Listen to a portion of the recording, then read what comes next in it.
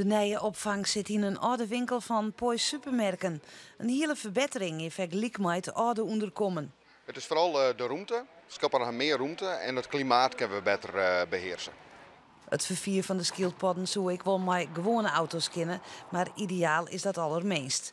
Het vervier met de ambulances is vooral bedoeld om stress voor te komen. Dat doen we bijvoorbeeld door ze één per één in de bakken te vervoeren, zodat ze niet elkaar kunnen gaan bijten. We moeten rustig rijden, we moeten niet te veel lawaai maken, zodat de schildpadden zo min mogelijk stress ervaren. Het nieuwe verblijf is geen luxe. Het al schildpadden dat opvangen worden mat, naam verliezen hier botta. Want toch strengere wetjouwing de laatste jaren is een gruttal soorten verbeen. Dat is de geelwang, de roodwang en de geelbuik. Wat meesten die schildpadden haast, dan moeten ze wel horen.